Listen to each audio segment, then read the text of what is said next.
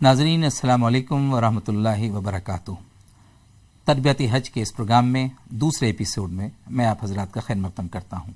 पिछले एपिसोड में हमने आपको हज की तैयारी, घर से निकलते वक्त किस एहतमाम से आपको निकलना है, एयरपोर्ट पर किस तरह पहुँचना है और उसके बाद जद्दा एयरपोर्ट से मक्का मुकर्रमा तक की रुदात और उसके सफ़र के ताल्लुक़ से जो ज़रूरी हिदायत थी वो मैंने आपकी खिदमत में अर्ज़ की थी। एक चीज़ मैं आपको बताना ज़रूर चाहूँगा कि जब आप सफ़र हज के लिए निकलें तो वैक्सीनेशन कभी नहीं भूलिएगा। मैंने दवाओं का जिक्र किया था, अपनी दवाएं लीजिए, लेकिन ज़ाहिर है कि ये बात मैंने इसलिए नहीं बताई थी कि आप तमाम हजरात जानते हैं कि बग़ैर वैक्सीनेशन के जो मेनिंगोकोकल वैक्सीन लगाई जाती है और जो बहुत ज़ईफ़ हैं उनको इन्फ्लुएंज़ा की वैक्सीन वो ज़रूर लगवाइए। बहुत से मरतबा मैंने देखा कि जो लोग प्राइवेट टूर ऑपरेटर से जाते हैं वो उनको स्टैम्प करके दे देते हैं कि आपको वैक्सीनेशन लगा दी गई। ये तरीक़ा मुनासिब नहीं है। ये मुबारक सफ़र है, इसमें झूठ बिल्कुल नहीं होना चाहिए। वैक्सीनेशन लगाइए, वो आपके लिए ख़ुद आफ़ियत और आपका प्रोटेक्शन है। ऐसा नहीं कीजिएगा कि आप बग़ैर वैक्सीनेशन के जाएँ। मैं ये अर्ज़ कर रहा था कि जब आप अर्ज़ मुक़द्दस पर पहुँच गए, आप इहराम की हालत में हैं, ज़ाहिर है। अब आप अपने कमरे पे पहुँच गए, होटल में जो आपका कमरा है उसमें अपना सामान रखिए सुकून के साथ, इत्मीनान के साथ। मैंने पहले भी अर्ज़ किया था, हज के इस सफ़र में जल्दबाजी मत कीजिए। अब आपको ज़ाहिर है कि पहला काम ये करना है कि मक्का मुकर्रमा में चूँकि आप पहुँच गए हैं तो आप बैतुल मक़दस आप बैतुल्लाह के ऊपर हाजिर होंगे। इसी को उम्रा कहते हैं। असल में जिस चीज़ को हम उम्रा कहते हैं उसमें आप समझ लीजिए उसमें क्या चीज़ है, इहराम जो आप पहने हुए हैं। कसरत से आप तलबिया पढ़ रहे हैं, लब्बैक अल्लाहुम्मा लब्बैक, लब्बैक ला शरीक लक लब्बैक, इन्नल हम्द वन निअमत लक वल मुल्क ला शरीक लक। आप अपने कमरे से निकलेंगे तो ये कहते हुए निकलेंगे। अब आप तवाफ़ करेंगे। उम्रे का एक हिस्सा तो इहराम और तलबिया, दूसरा हिस्सा तवाफ़ और सई, तीसरा उसके फ़ौरन बाद आप हलक कराएंगे, अपने बाल साफ़ कराएंगे और उसके बाद आप इहराम से वापस आ जाएंगे। ये असल में इन तीनों चीज़ों को मिला के हम उम्रा कहते हैं। अपने कमरे से जब आप निकलेंगे मक्का मुकर्रमा में तो आप बड़े एहतमाम के साथ आप इहराम की हालत में, तो इहराम का मतलब ये नहीं कि आप अपनी चादर नहीं उतार सकते। अगर आपको वॉशरूम जाना है तो आप वॉशरूम जाइए, फारिग होइए और अपनी चादर को दोबारा पहन लीजिए। अब आपको दोबारा से 2 रकअत नमाज पढ़ने की ज़रूरत नहीं। असल में आमतौर पर लोग ये समझते हैं इहराम चादर का नाम है। इहराम चादर का नाम नहीं, इहराम एक कैफियत है। इहराम उस कंडीशन का नाम है जब आपको कुछ चीज़ें बताई गई कि आप ये नहीं करेंगे। मिसाल के तौर पे आप इहराम की हालत में शेव नहीं करेंगे, आप नाखून नहीं काटेंगे, आप कोई बाल नहीं अपने जिस्म का निकालेंगे। बहुत से लोगों को आदत होती है कि बिला वजह खुजाते रहते हैं या आप अपनी दाढ़ी के अंदर खिलाल करते रहते हैं। ये सब नहीं करना चाहिए। इस बात का इम्कान है कि आपका कोई बाल टूट जाए। बाज़ लोग अपने सर में अक्सर खुजाते रहते हैं। इहराम की हालत में इसका बहुत ख्याल रखने की ज़रूरत है कि हमारे सर का बाल दानिस्ता ना टूटे। ठीक है, आप अनजान में हो जाए वो एक अलग बात है, उसमें कोई दम वाजिब नहीं होता, लेकिन जानबूझ के कोई ऐसा काम मत कीजिए जिससे इहराम में जो चीज़ मना की गई है वो कोई चीज़ सरजद हो जाए। आपको अगर गुस्ल करना है, आप गर्मी देख रहे हैं बहुत है, तो आप नहा लीजिए और फिर इहराम की चादर पहन लीजिए। इसी तरह अगर आपको भूख लग रही है तो आप खाना खाइए। ये नहीं कि आप मक्का मुकर्रमा पहुँचते ही भागेंगे। देखिए, इबादत के लिए इत्मीनान, सुकून, संजीदगी और वक़ार की बहुत ज़रूरत है। अगर आप बहुत थके हुए हैं, बहुत ज़्यादा, तो मुनासिब नहीं, 1-2 घंटे आप आराम कर लीजिए। हाँ, पूरी रात सोना मना है। आप मक्का मुकर्रमा में मान लीजिए रात में पहुँचे 1 बजे, आप थक रहे हैं, 1-आध घंटा आप आराम कर लीजिए, खा लीजिए, वॉशरूम जाइए, उसके बाद इहराम की चादर दोनों पहन के आप ताज़ा दम होके बैतुल्लाह की तरफ चलिए। आप जानते हैं कि लोग ग्रुप्स के अंदर जाते हैं। बहुत सारे लोग आपके साथ होंगे जो आपके साथ हम सफ़र हैं आपके, वो सब एक ही बिल्डिंग में आमतौर पर ठहरते हैं। हिंदुस्तान की जो बिल्डिंग्स हैं आप देखेंगे, हमारा अल्हम्दुलिल्लाह हमारी हज कमेटी का, हमारी वजारत ख़ारजा के इंतज़ामात वहाँ पे बहुत अच्छे होते हैं। दूसरे बहुत से ममालिक से बहुत अच्छे होते हैं। मेरा तजर्बा मैं आपको बता रहा हूँ, बहुत से ममालिक की जो हुकूमतें हैं वो इतना अच्छा इंतज़ाम नहीं करती। हमारे यहाँ आप देखेंगे हिंदुस्तानी बिल्डिंग्स जहाँ हमारे हुज्जाज ठहरे होते हैं, हर जगह उसको अपने कौमी जो हमारा तिरंगा झंडा है, हमारा जो परचम है वो लगा होगा, वो पहचान होगी आपकी कि आपकी ये बिल्डिंग है, हर बिल्डिंग के ऊपर नंबर होगा, तो आपके लिए बहुत आसानी है। और एक बात मैं और अर्ज़ करूँ आगे बढ़ने से पहले कि मक्का मुकर्रमा और मदीना मुनव्वरा में ڈسپینسریز ہماری قائم ہوتی ہیں جگہ جگہ. مکہ مکرمہ میں 10 11 12 ڈسپینسریز ہماری ہوتی ہیں, مدینہ منورہ میں کم سے کم 4 ڈسپینسریز اور اچھے خاصے یعنی 10 12 بیڈڈ ہاسپٹلس بھی دونوں جگہ دونوں ارض مقدس پہ ہوتے ہیں. اگر کوئی اس طرح کی بات ہوتی ہے تو آپ کا پورا میڈیکل بیک اپ وہاں موجود رہتا ہے. ہندوستانی ڈاکٹرز, ہندوستانی نرسز, پیرامیڈیکل اسٹاف وہاں آپ کی خدمت کے لیے ہمہ وقت 24 گھنٹے تیار رہتے ہیں اور بہت سخت ڈیوٹی کرتے ہیں وہ آپ کے لیے. یہ میں نے یہ جانکاری آپ کو اس لیے دی کہ اگر آپ کو خدا نخواستہ کبھی طبی مدد کی ضرورت ہو, کبھی میڈیکل ایڈ کی ضرورت ہو, تو آپ جہاں ٹھہرے ہیں اس کے قریب ترین کہیں نہ کہیں ضرور ہندوستانی ڈسپینسری آپ کو مل جائے گی. اب آپ عمرے کے لیے مکہ مکرمہ جب پہنچ چکے ہیں تو اب آپ اپنے کمرے سے عمرے کے لیے نکلیں گے. نیت تو آپ اپنے وطن سے کر کے ہی چلیں. جگہ جگہ یہ دعا کیجیے, اللہ تعالیٰ جس طرح میں حج کے سفر کے لیے نکلا ہوں اور عمرہ تیری رضا کے لیے کر رہا ہوں, جس طرح سرکار دو عالم صلی اللہ علیہ وسلم نے عمرہ کیا تھا اسی طرح میرا عمرہ کرا دیجیے. حضور صلی اللہ علیہ وسلم نے اس موقع پہ جو دعائیں کی تھیں پورے عمرے کے سفر میں, جہاں جہاں مقبول مقامات میں آپ نے جو دعائیں کی تھیں ان دعاؤں میں ہمیں شامل کر لے. آپ سرکار دو عالم صلی اللہ علیہ وسلم نے جن چیزوں سے پناہ مانگی تھی اللہ تعالیٰ ان سے ہمیں بھی پناہ نصیب فرما. یہ دعائیں کرتے ہوئے آپ آگے بڑھیے. لبیک اللہم لبیک یہ حاجی کا سب سے بڑا ورد ہے. سب سے زیادہ ثواب اسی کا ہے کہ آپ کثرت کے ساتھ تلبیہ پڑھتے چلیے. اب آپ بیت اللہ یعنی خانہ کعبہ کی جو مسجد ہے جسے ہم مسجد حرام کہتے ہیں, بیت اللہ جس کے اندر ہے وہ قدیم ترین, جسے قرآن میں بیت عتیق کہا گیا, جس کو دیکھنے کے لیے ہم لوگ اپنی زندگی گزارتے ہیں, جس کو دیکھنے کے لیے ہم تڑپتے ہیں اپنے ملکوں کے اندر کہ اللہ ہمیں اپنے گھر کی زیارت کرا دے, وہ پل آپ کے قریب آ لگا ہے. آپ اس مبارک ترین, اس عظیم ترین, اس مقدس ترین مقام کی طرف, اللہ کے گھر کی طرف اس کی زیارت کے لیے جا رہے ہیں. آپ احرام کی حالت کے میں ہیں. ایک طرح سے آپ احرام کیا ہے, ایک طرح سے کفن کی بھی یاد دلاتا ہے اور ہمیں یاد دلاتا ہے کہ ہماری زندگی کا خاتمہ ہونا ہے, ہم ایک دن مرنے والے ہیں. یہ علماء نے لکھا ہے کہ حج کا پورا سفر ایک طرح سے موت کا بھی ریہرسل ہے. تو آدمی اللہ کو یاد رکھنے کے ساتھ ساتھ اپنی موت کو بھی یاد رکھے اور ہمہ وقتی کوشش کرے. پتہ نہیں اگلا پل مجھے نصیب ہوگا کہ نہیں, میری ذات سے کسی کو تکلیف نہ ہو, کسی کی دل آزاری نہ ہو, کسی کا دل نہ ٹوٹ جائے مجھ سے. ان جذبات کے ساتھ, ان پاکیزہ جذبات کے ساتھ, اللہ سے پوری امید کے ساتھ کہ آپ جو مانگنے آئے ہیں اس در سے نہیں ملے گا تو کہاں ملے گا. سب سے بڑا در تو یہی ہے, ہم مانگتے مانگتے تھک جائیں گے لیکن وہ دیتے دیتے نہیں تھکتا, اس کے خزانوں میں کوئی کمی نہیں ہے.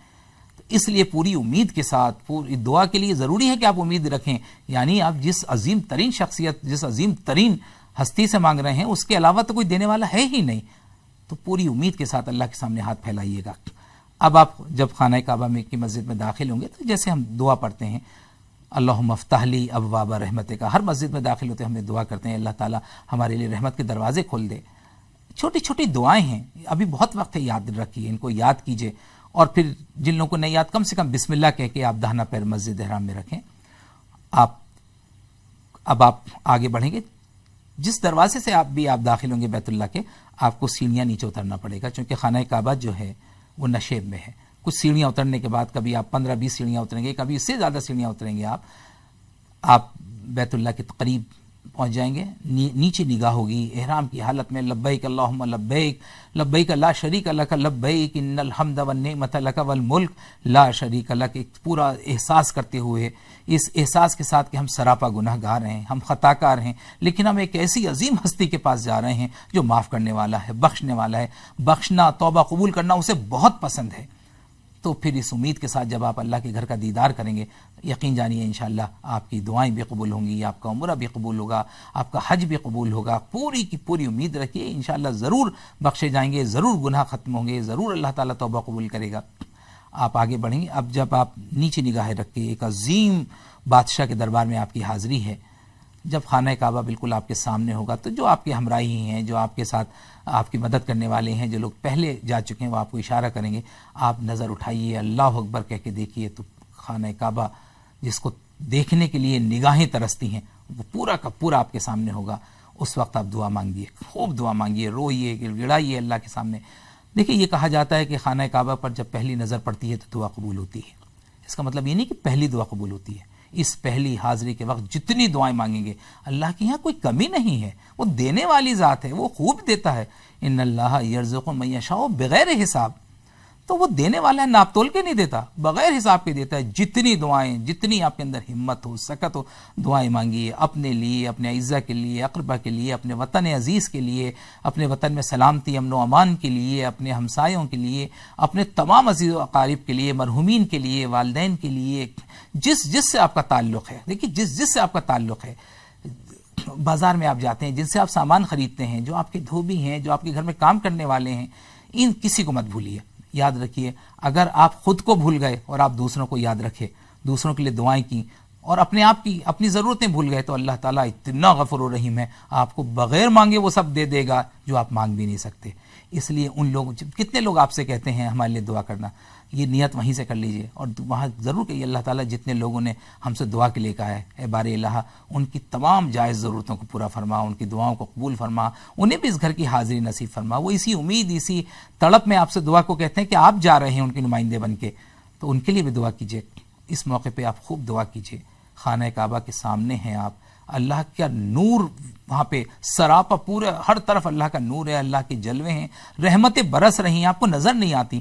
احادیث کی روشنی سے تو یہ ہے کہ ہمہ وقت وہاں رحمتوں کی بارش ہوتی رہتی ہے، وہ ہم کو دکھتی نہیں ہے۔ جیسے جنگ بدر کے اندر فرشتے میدان جنگ میں موجود تھے، ہے نا، صحابہ کرام کو پتہ نہیں تھا، لیکن اللہ نے بتایا کہ فرشتے مدد کر رہے تھے۔ اسی طرح آپ یقین کیجئے کہ رحمتوں کی، انوار کی بارش ہے۔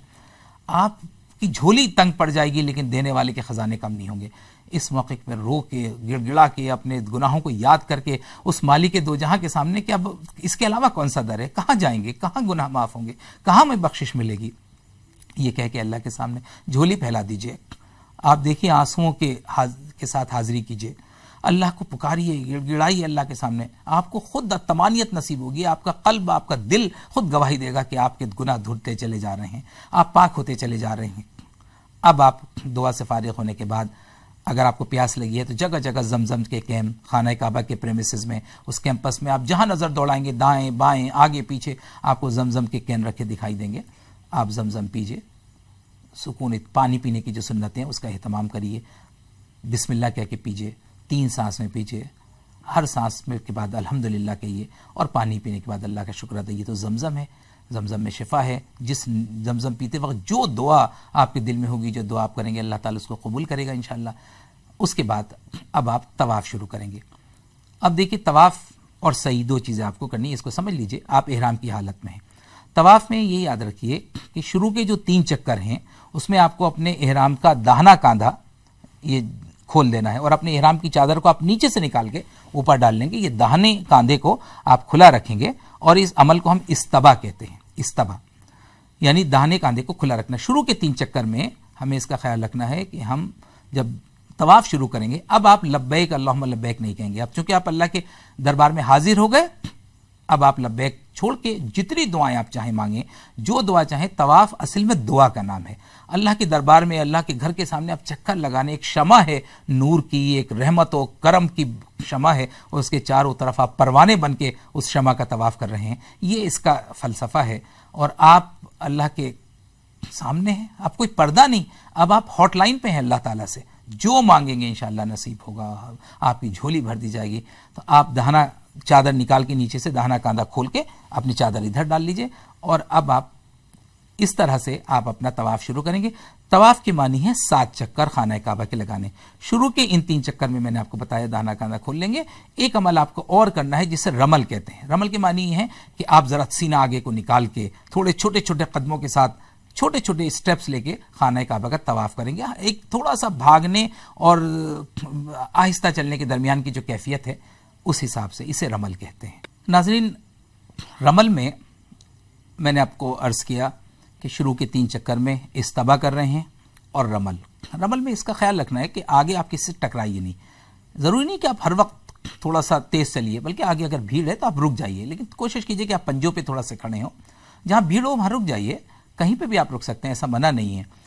شروع کے 3 چکر میں مردوں کے لیے حکم ہے کہ وہ استبا اور رمل کریں، اور باقی جب 3 چکر آپ کے پورے ہو جائیں تو اس کے بعد رمل نہیں کریں گے۔ آپ اپنی درمیانی چال سے جیسے طواف کرتے ہیں، آہستہ آہستہ آہستہ آہستہ بالکل نیچے دیکھتے ہوئے، بار بار ٹک ٹکی لگا کے خانہ کعبہ کو بھی نہیں دیکھنا ہے، بلکہ اللہ سے آپ کا دل لگ جائے، آپ اللہ سے جڑ جائیں۔ یہ اصل میں مقصد ہے کہ آپ کی جو ہاٹ لائن ہے اللہ سے وہ مضبوط ہوتی رہے، آپ کو لگے کہ آپ اللہ سے کہہ رہے ہیں اور اللہ آپ کی بات کو سن رہا ہے. دیکھیے عبادت کا جو ظاہری ڈھانچہ ہے وہ اہم نہیں ہے، عبادت کی جو اصل روح ہے اس کو پہچاننا چاہیے. میں اکثر یہ بات کہتا ہوں کہ سجدوں سے پڑ گیا ہے جبیں پر نشاں تو کیا، سجدوں سے پڑ گیا ہے جبیں پر نشاں تو کیا، وہ سجدہ کر کے جس کا زمیں پر نشاں رہے. زمین والوں کو پتہ چلے کہ آپ سجدہ کرنے والے ہیں، آپ جھوٹ نہیں بولیں گے، آپ سجدہ کرنے والے ہیں، آپ غیبت نہیں کریں گے، آپ سجدہ کرنے والے ہیں، آپ نماز پڑھنے والے ہیں، آپ اونچا نہیں تولیں گے، آپ دل آزاری نہیں کریں گے، آپ کسی کا دل نہیں دکھائیں گے، آپ کسی کا دل نہیں توڑیں گے. آپ چونکہ سجدہ کرتے ہیں تو آپ تو جوڑنے والے ہیں، آپ تو محبت والے ہیں. آپ کس عظیم ہستی کو سجدہ کرتے ہیں تو آپ کے اندر تو اس عظیم ہستی کی صفات ہونی چاہیے، عفو، درگزر کی، معافی کی، کرم کی، رحم کی. جو آپ کے سامنے آئے مدد کے لیے آپ اس کی مدد کریں. یہ جو علامہ اقبال نے کہا تھا نا، رہ گئی رسم ازاں روحی بلالی نہ رہی، فلسفہ رہ گیا تلقین غزالی نہ رہی. تو عبادات کے ڈھانچوں پہ نہ جا کے اس کی اصل اسپرٹ، اس کی جو روح ہے اس کو پکڑنے کی کوشش کرنی چاہیے. اور اتنی عظیم ترین عبادت جس کے ہر رکن میں مناسک حج میں ایک ایسی تربیت، ایک ایسا فلسفہ، ایک ایسے راز پوشیدہ ہیں، کاش ہم ان تک پہنچ جائیں. طواف آپ نے کیا، طواف میں دیکھیے بہت سے لوگ یہ بتاتے ہیں پہلے چکر میں یہ دعا، دوسرے چکر میں یہ دعا، یہ بالکل غلط ہے، کہیں ثابت نہیں ہے. ایسا نہیں، آپ اللہ سے جو دعا مانگے جس چکر میں چاہیں مانگے. بات اصل میں یہ ہے کہ آپ کے کا جو دل کا جو کعبہ ہے، دل کا جو قبلہ ہے، وہ اس قبلے سے ہم آہنگ ہو جائے، وہ اس قبلے سے میچ کر جائے، تو پھر انشاءاللہ آپ کو ہر چیز، ہر رحمت اور برکت یہاں کی آپ کو مالا مال کر دے گی. 7 چکر آہستہ آہستہ آپ اس طرح کریں گے. بس اس بات کا یاد رکھیے کہ خانہ کعبہ کے اندر جہاں پہ حجر اسود نصب ہے، جس کونے پہ، اسے رکن حجر اسود کہتے ہیں. اسے امیجیٹ پہلے جو کونا ہے خانہ کعبہ کا، اسے رکن یمانی کہتے ہیں.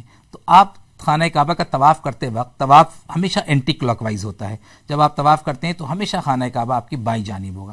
جب آپ رکن یمانی پہ آئیں تو رکن یمانی سے لے کے حجر اسود تک آپ ربنا آتنا فی الدنیا حسنہ وفی الآخرۃ حسنہ وقنا عذاب النار، یہ اللہ کے نبی صلی اللہ علیہ وسلم اور صحابہ سے ثابت ہے. سرکار دو عالم صلی اللہ علیہ وسلم طواف کے وقت اس دوری کے درمیان، رکن یمانی اور رکن حجر اسود کے درمیان ربنا آتنا پڑھتے تھے. آپ بھی وہ دعا پڑھیے. باقی آپ جو چاہے دعا مانگیں، اپنی زبان میں مانگیں، اردو میں مانگیں، ہندی میں مانگیں، جس زبان میں. اللہ تعالیٰ تو ہر چیز سنتا ہے، لطیف خبیر ہے، ساری زبانوں کو جانتا ہے. بعض مرتبہ بہت سے لوگ عربی کی وہ دعائیں مانگتے ہیں لمبی لمبی، جن کے مطلب وہ نہیں جانتے. اس سے بہتر ہے آپ اپنی زبان میں مانگیں. اللہ ہر چیز سننے والا ہے، ہر بات کو جاننے والا ہے. بہت سے لوگوں کو دیکھا کہ بہت بلند آواز میں کتاب لیے ہوئے ہیں، وہ اس کو زور زور سے پڑھ رہے ہیں.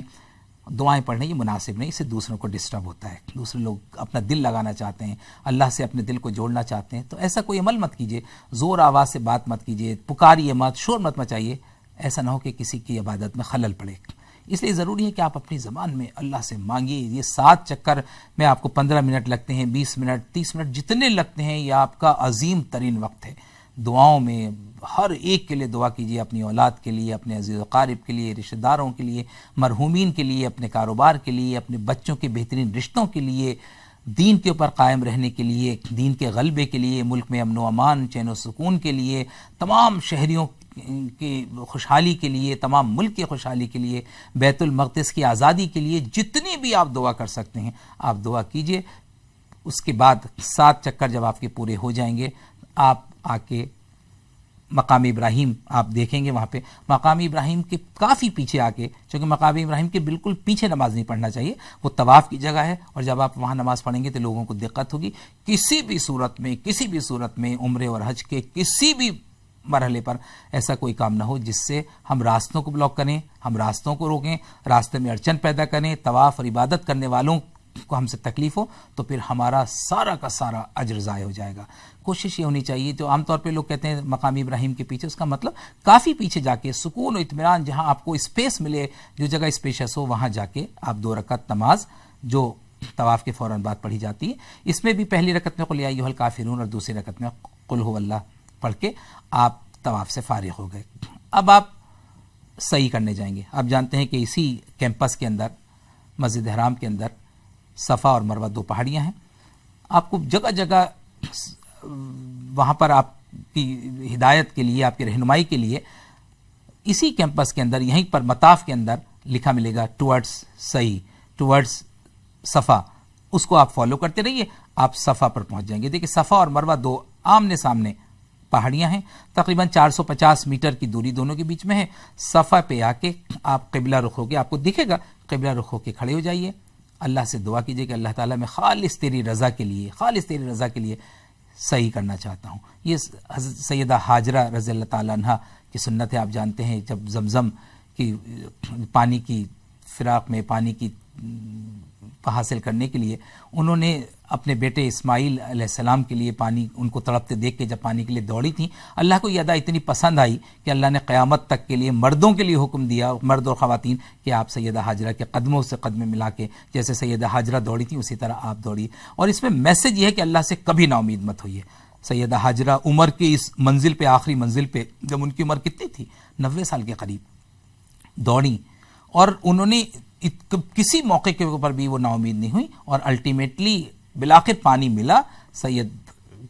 آپ دیکھتے ہیں کہ حضرت اسماعیل کے ایڑیوں سے، ان کے قدموں سے اللہ تعالیٰ نے زمزم کا فوارہ نکال دیا. تو یہ میسج ہے صحیح کے اندر. صحیح کے معنی محنت کے ہیں. آپ صفا سے چلیں گے، آپ نے صفا کے اوپر، یہ وہی صفا ہے جہاں سرکار دو عالم صلی اللہ علیہ وسلم نے اپنی زندگی کا پہلا خطبہ دیا تھا، جب آپ کو نبوت سے سرفراز کیا گیا تھا اور کہا گیا آپ سے کہ اپنے عزیز و رشتہ داروں کو یہ پیغام پہنچائیے. یہیں پر آپ نے پہلا، یہ تاریخی مقام ہے، وہ تاریخی مقام ہے جہاں آپ نے نبوت کے بعد پہلا خطبہ ارشاد فرمایا تھا. صفا سے آپ یہ دعا کریں. یہاں اس میں صحیح کے اندر نہ استباح ہے نہ رمل ہے. اور اگر خدا نخواستہ آپ کا وضو نہیں ہے تو کر لیں تو بہتر ہے، جگہ جگہ وضو کا انتظام بھی ہے. لیکن وضو نہیں ہے تو صحیح میں وضو لازمی نہیں ہے، بغیر وضو کے بھی صحیح ہو جاتی ہے. بہتر ہے آپ وضو کر لیں کیونکہ ہر جگہ انتظام ہے. صفا سے چلیں آپ دیکھیں کہ 2 پیسیج ہیں، داہنی طرف سے لوگ جاتے ہیں اور بائیں طرف سے آتے ہیں. آپ جس طرح اور لوگ چل رہے ہیں صحیح کی نیت کر کے، اللہ تعالیٰ میں خالص تیری رضا کے لیے صحیح کر رہا ہوں، میری صحیح کو قبول فرما. جس طرح حضور پاک صلی اللہ علیہ وسلم نے کی اس طرح کرا دیجئے. جو دعائیں اللہ کے نبی صلی اللہ علیہ وسلم نے اس مقدس مقام پہ مانگی ہے، اللہ تعالیٰ مجھے بھی اس دعا میں، یہ بہت بہترین دعا ہے، علماء نے لکھا اس سے بہتر کیا دعا ہوگی. سرکار دو عالم صلی اللہ علیہ وسلم نے جتنی دعائیں مقدس مقامات میں مانگی ہیں، اس کے چپے چپے پہ، اس کے ذرے ذرے پہ، ان دعاؤں میں ہمیں بھی شامل کر لیں. ان سے اچھی تو دعا ہم نہیں مانگ سکتے، لیکن اپنی حاجات، اپنی پرسنل حاجات اللہ کے سامنے ضرور رکھیے گا. آہستہ آہستہ آپ چلیں گے. صحیح جب آپ کرتے ہیں تو صفا اور مروہ کے درمیان آپ دیکھیں گے چلتے چلتے آپ کو اوپر آسمان کی طرف دیکھیں گے تو گرین آپ کو راڈس، لائٹس ملیں گی. وہ گرین لائٹ اس بات کا اشارہ ہے جس جگہ حضرت حاجرہ رضی اللہ تعالیٰ تیز دوڑی تھیں، چونکہ وہ نشیبی علاقہ تھا. جب وہ دوڑ رہی تھیں تو ان کی نظر حضرت اسماعیل پہ تھی، اور اس جو کہ نشیب تھا تو اس جگہ سے جب وہ گزرتی تھی تو حضرت اسماعیل ان کی نظروں سے اوجھل ہو جاتے تھے، تو تیز دوڑتی تھیں وہ. اللہ کو یہ ادب اتنی پسند آئی کہ ہمیں حکم دیا کہ تیز دوڑیے. تو آپ دیکھیں گے کہ اس ہرے جو راڈس لگے ہوئے وہاں سے آپ اپنی رفتار تیز کیجئے، اور جہاں تک وہ ہری روشنی ہے وہاں تک آپ تیز دوڑیے تھوڑا سا، اور پھر اپنی چال پہ آ جائیے. خواتین کے لیے حکم نہیں ہے، خواتین کے لیے ہے کہ وہ اپنی درمیانی چال جیسے چل رہی ہیں چلتے رہی ہیں. صحیح میں بھی کوئی خاص دعا نہیں. دیکھیے صفا سے مروہ پہنچے، 1 چکر مروہ پہ پہنچ کے تھوڑا سا آرام کیجئے، تازہ دم ہوئیے، دعا کیجئے، اور اس کے بعد صفا پہ آ جائیے 2 چکر. ایسا نہیں ہے کہ صفا سے مروہ، مروہ سے صفا 1 چکر، بلکہ صفا سے آپ نے شروع کیا، مروہ پہنچے، 1 چکر پورا ہوا، مروہ سے واپس صفا ہے. واپس آتے وقت بھی آپ کو وہ گرین لائٹس ملیں گی اوپر چھت کے اوپر. اس لائٹس کے درمیان آپ تھوڑا اپنی چال کو تیز کر دیں گے، تھوڑا تیز قدم دوڑیں گے، اور اس کے بعد آپ صفا پہ پہنچ جائیں گے. تو اس طرح سے یہ 7 چکر صفا سے مروہ، مروہ سے صفا آپ صحیح کریں گے. آپ دیکھیں گے جو ویل چیئر پہ ہوتے ہیں، جو ضعیف ہوتے ہیں، ان کے لیے بیچ میں ایک الگ پیسج بنایا گیا. اگر آپ کے ساتھ کوئی ایسی خواتین یا ایسے بزرگ ہیں جو ویل چیئر پہ ہیں یا آپ ویل چیئر لے کے گئے ہیں تو ان کو اسی پیسج میں رکھیے گا جو ان کے لیے مختص ہے، جو ان کے لیے ریزرو ہے. آپ نے صحیح کی ابتدا صفا سے کی تھی، صحیح کی انتہا مروہ پہ ہوگی. مروہ پہ آپ کے 7 چکر پورے ہو جائیں گے. وہاں پہ آپ پھر دعا کیجئے اللہ سے کہ اللہ تعالیٰ تیرا شکر تو نے مجھے صحیح کرائی. صحیح کے درمیان جو دعائیں آپ مانگیں، ہر دعا قبول ہوتی ہے، آپ ہر جو دعا چاہیں گے مانگیں.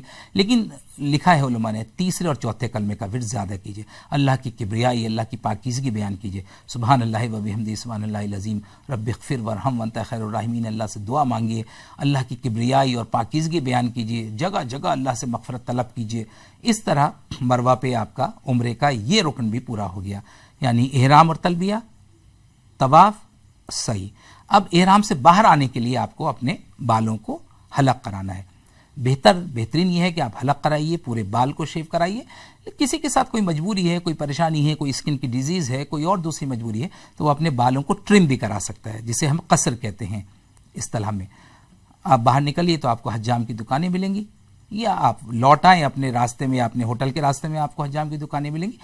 پہلی فرصت میں آپ احرام سے باہر آئیے. آپ جب ٹرم کرا لیں اپنے بال یا آپ حلق کرا لیں جو بہتر ہے، اس کے بعد آپ احرام سے واپس آ گئے. احرام کی حالت میں آپ اپنی خواتین کے بال نہیں کاٹیں گے. اس بات کا خیال ہے کہ بہت سے لوگ غلطی کرتے ہیں، ایک دوسرے خواتین کے بال کاٹنے لگتی ہیں. پہلے کوئی خاتون احرام سے باہر آئے. باہر آنے کے لیے کیا ضروری ہے؟ جس طرح مرد بال کاٹتے ہیں اسی طرح ایک کونے میں جا کے وہاں جگہ جگہ کرٹنز بھی آپ کو لگے ملیں گے. پردے کا اہتمام کرتے ہوئے خاتون اپنی چوٹی کو آگے کریں اور ایک پوروے کے برابر بال، وہاں پہ بہت سی خواتین کھڑی ہوتی ہیں مدد کے لیے، ان سے کٹوا لیں، یا جو احرام کی حالت میں نہیں اس سے اپنے بال کٹوا سکتی ہیں.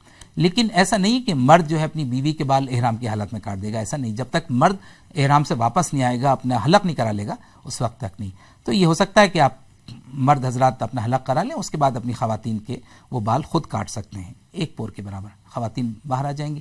اب جا کے آپ اپنے ہوٹل پہ اپنے مقام پہ غسل کیجئے، نہائیے، اپنے کپڑے پہنیے، کرتا پاجامہ جو بھی آپ پہنتے ہیں، جو آپ کو کمفرٹیبل لباس ہو.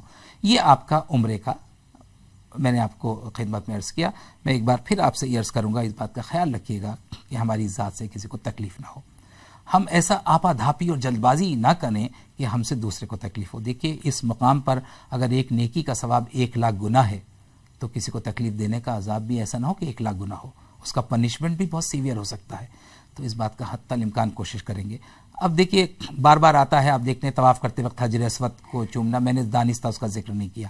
میں نے اس لیے ذکر نہیں کیا کیونکہ میں تجربے کی بنیاد پہ میرے بہت سارے ساتھی اور بہت لوگ جو کہ آئے ہیں آپ کو بتائیں گے کہ اب اتنا ازدحام ہونے لگا، اس قدر بھیڑ ہونے لگی کہ آپ وہاں جائیں گے، کوشش کریں گے اس کو چومنے کی، تو اس میں جب تک آپ کو تکلیف نہیں ہوگی یا دوسروں کو تکلیف نہیں پہنچائیں گے یہ ممکن نہیں ہے. کوشش کیجئے. یہ عمرے کا حصہ نہیں، یہ حج کا حصہ نہیں ہے. ضروری نہیں کہ آپ حجر اسود کو چومیں، بلکہ جب بھی آپ طواف کرتے ہیں تو میں یہ بتانا بھول گیا تھا کہ طواف کرتے وقت جب بھی آپ حجر اسود کے سامنے آئیں تو آپ اپنی ہتھیلیاں اس طرف کر کے بسم اللہ اس طرح اپنی ہتھیلیوں کو چوم لیجئے. اور طواف کی ابتدا کرتے وقت بھی ہم کیا کرتے ہیں، حجر اسود کے سامنے آ گئے اور ہم نے کانوں تک ہاتھ اٹھائے، جیسے نماز میں داخل ہوتے نیت کرتے وقت بس پہلی بار کرنا ہے بسم اللہ اللہ اکبر. حجر اسود کی طرف ہم نے ہاتھ کیا، اپنی ہتھیلیوں کو چوم لیا، بوسہ لے لیا. یہ اتنا ہی ثواب ہے جیسے حجر اسود کو چومنا ہے. لیکن حجر اسود کو چومنے میں ہم دوسرے کو تکلیف دیں، دوسرے کو پریشان کریں، گرائیں، ایک دوسرے کے اوپر چلیں، ایک دوسرے کے کندھے پہ چڑھ جائیں، یہ قطعاً غیر مناسب ہے. اس کی بالکل اجازت نہیں. کوئی ایسا عمل جس سے دوسرے کو تکلیف ہو، دوسرے کو جسمانی تکلیف پہنچائیں، کسی کے کوہنی لگے، کسی کو تکلیف پہنچے، یہ مناسب نہیں ہے. اس کا خیال رکھیں. ہاں اگر کبھی آپ کو موقع ملے، آپ جوان ہیں، تندرست ہیں، آپ دیکھ رہے ہیں کہ آپ بغیر کسی کو تکلیف دیے حجر اسود کا بوسہ لے سکتے ہیں، تو وہاں پہ اتنے دن ہیں، 40 دن 42 دن ہیں، جب موقع ملے آپ یہ عمل کر لیجئے. لیکن خواتین ضعیف حضرات کو میں مشورہ دوں گا کہ وہ ایسا نہ کریں، بلکہ وہ جہاں ہیں، جس جگہ ہیں طواف کرتے وقت، اس وقت وہ جب خانہ کعبہ کا طواف کرتے وقت حجر اسود کے سامنے آئیں تو ہر چکر پر حجر اسود کی طرف ہتھیلیاں کر کے اس کو بوسہ دے لیجئے. اسے استلام کہتے ہیں. یہ آپ کو میں نے عمرے کے تعلق سے پوری بات بتائی. میری دعا ہے کہ اللہ تعالیٰ آپ کے اس سفر کو قبول کرے. عمرے میں جتنی چیزیں ہیں آپ ان کو پڑھیے، تیاری کیجیے. حج کی کتابیں آتی ہیں، چھوٹی چھوٹی کتابیں ملتی ہیں، آپ ان کو پڑھ لیجئے اچھی طرح سے. کوشش کیجئے کہ اس سفر حج میں آپ سے کوئی بھول چوک نہ ہو، آپ سے کوئی چیز رہ نہ جائے، آپ بعد میں آپ آ کے افسوس کریں کہ مجھے یہ بات پتہ نہیں تھی. پوری تیاری دیکھیں، ہم اپنے دنیاوی معاملات کی کیسے تیاری کرتے ہیں، ہمارے بچوں کے کمپٹیشن ہے کتنی تیاری کرتے ہیں. ہمارے یہاں شادی ہے تو مہینوں پہلے تیاری کرنے لگتے ہیں. یہ تو دنیا، شادیاں تو بار بار ہم کرتے ہیں اپنے گھر میں اپنے بچوں کی، لیکن سفر حج تو غالباً ایک ہی بار ہوتا ہے. تو اس کی تیاری شادیوں سے، فنکشن سے، عید سے سب سے زیادہ ہونی چاہیے. یہ غفلت ہماری طرف سے ہوتی ہے. اللہ تعالی ہماری اس غفلت کو معاف کرے، اور جتنے عازمین حج جا رہے ہیں اللہ تعالی سب کے حج اور عمرے کو قبول فرمائے، اور اس کی برکتوں سے ہم سب کو جو حج پہ نہیں جا پا رہے، ہم جیسے گناہ گاروں کو بھی اللہ تعالی اس سے فیض پہنچائے. وآخر دعوانا الحمدللہ رب العالمین.